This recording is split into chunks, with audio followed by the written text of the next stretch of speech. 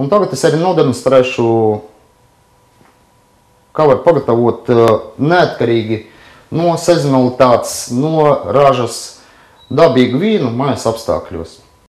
Tad es izmantošu to pašu komplektu raudzēšanai un gatavus vīna pagatavošanas komplektus. Ir pieejami dažādi veidi, sarkana vīni, rozā vīni, gaišie vīni, visas vīnogu šķirnes tāds kā Chardonnay, Merlot, Cabernet Sauvignon, Pinot Grio. Komplekti ir dažādi, atšķirās ar to, ka dažos komplektos ir vīnogu sulas, dabīgs vīnogu sulas koncentrāts un viss nepieciešamas sastāvdaļas. Vīna raugs, viss vīna stabilizācija un dzīdrināšanai. Šiem komplektiem ir nepieciešams klāt cukurs.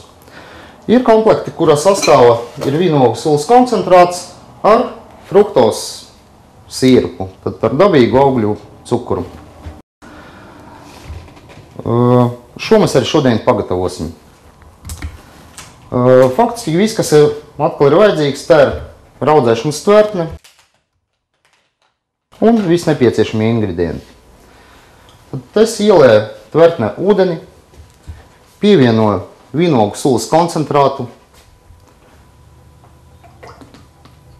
ar cukuru. Es pievienoju ūdenim dabīgs vīnogu sulas ekstraktu ar fruktozi. Tad kārtīgi samaisu vīnu materiālu, lai izšķīst cukurs.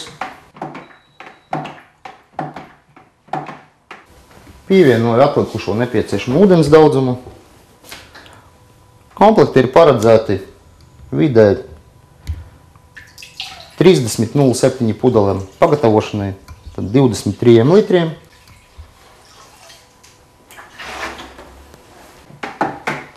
Vēlreiz kārtīgi samaisu. Vidē komplektos cukura daudzums spēs izstrādāt 11–12% alkoholu mūsu vīnā. Protams, tāpat kā ar jaunu, to mēs varam regulēt, pievienot cukuru mazāk vai pievienot vairāk, lai izraudzētu vairāk procentus. Tad, kad vīna materiāls ir gatavs, es veicu mērījumus. Tad pārbaudu, cik esošie cukuri spēs izstrādāt alkohola procentus.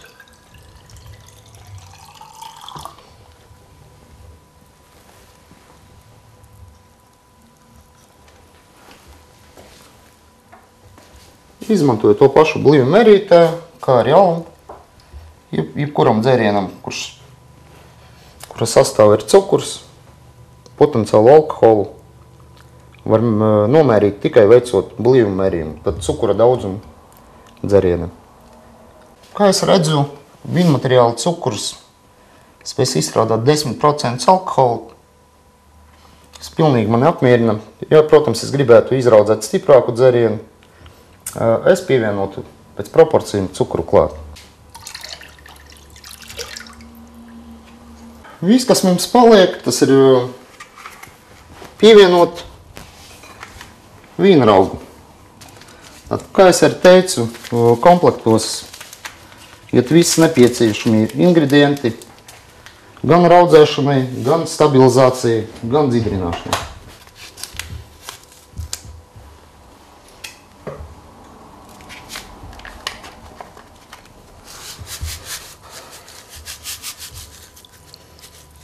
Tāpat kā ar jaunu raudzēšanai nepieciešamas istabas temperatūras 18–24 grādi. Pie zemākam temperatūram raugs apstājās, pie augstākam viņš var arī pārstāt savu darbību. Pats pievienoju raugu, nedaudz samaisu vīnmateriālu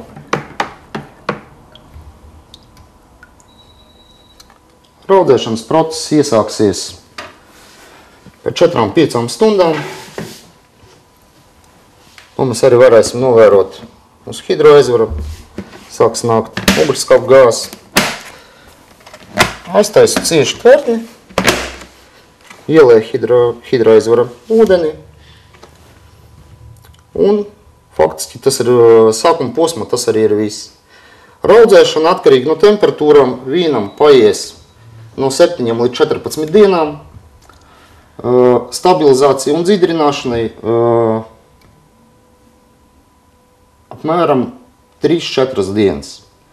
Tad burtiski jebkurš cilvēks savā virtuvē var pagatavot 2 nedēļu laikā dabīgi raudzētu vīnogu vīnu. Tad, kad vīns ir izraudzējis, es pieeju pie nākamā posma, tā ir dzidrināšana, stabilizācija un dzidrināšana. Tad pēc vienkāršas instrukcijas mēs pievienojam nākamo komponentu, lai apstādinātu atlikušo raugu. Pēc 2 diennaktīm mēs pievienojam nākamos ingredientus vīna dzidrināšanai. Tad mūsu vīns ir gatavs. Mēs varam liet viņu pudelēs. Tad pēc dzidrināšanas es salīju savu vīnu pudelēs.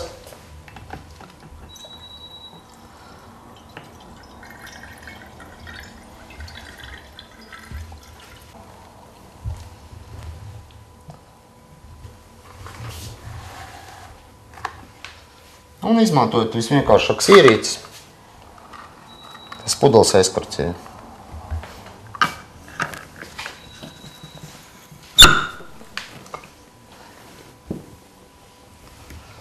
Protams, pašpagatavotam dzērienam mēs varam uzlikt skaistu etiķeti ar vīnu nosaukumu. Dekorācija, ne tikai dekorācija, bet arī glabāšanai. Varam uzlikt vīna pudeļu cepurītes. Tas arī nav sarežģīts process. Es vienkārši viņus jāuzliek virsū uz kakliņa un jāieliek karstē ūdeni. Viss ir gatavs.